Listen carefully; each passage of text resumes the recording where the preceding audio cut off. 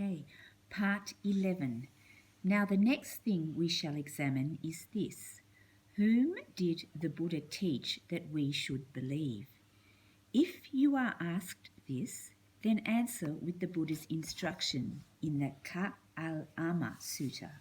We are to believe what we see clearly for ourselves to be the case. Now it is necessary to understand what is meant by the expression seeing clearly. It means seeing clearly without needing to use reasoning, without needing to speculate, without needing to make assumptions. We should see it as clearly as we see in the case of a present physical object that, taking this and doing this, the effect is produced. This is seeing clearly. There is no need to rely on reasoning or supposition. In Buddhism, we are taught not to believe anyone, not to believe anything without having seen clearly for ourselves that it is so. We can see what is meant here from the following questions. Why are we wanted not to believe the Tripitaka, the Buddhist canon, not to believe a teacher, not to believe what is reported or rumoured, not to believe what has been reasoned out, not to believe what has been arrived at by means of logic? This principle is a help towards right understanding, because such blind credulity is foolishness. Suppose we were to open the Tripitaka and read some passage and then believe it without having to think, without having to test, without having to criticize. This would be having foolish credulity in the Tripitaka. The Buddha condemned it.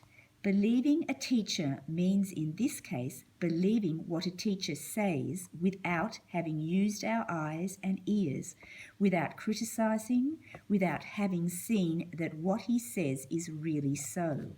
This is what is meant here by believing a teacher. It is the same with believing any report or rumour at all that happens to arise.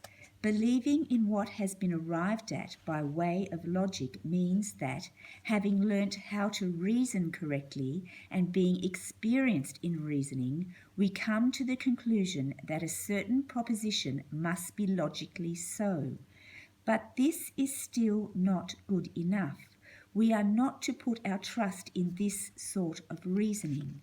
But here we must be careful and take good note that this discourse does not forbid us to read the Tripitaka, nor does it forbid us to consult a teacher or to listen to reports and rumours, or to use logical reasoning. Rather, it means that although we may have read, listened and heard, we should not simply accept what is offered in these ways unless we have first thought it over, considered it carefully, fathomed it out, examined it, and seen clearly for ourselves that it really is so.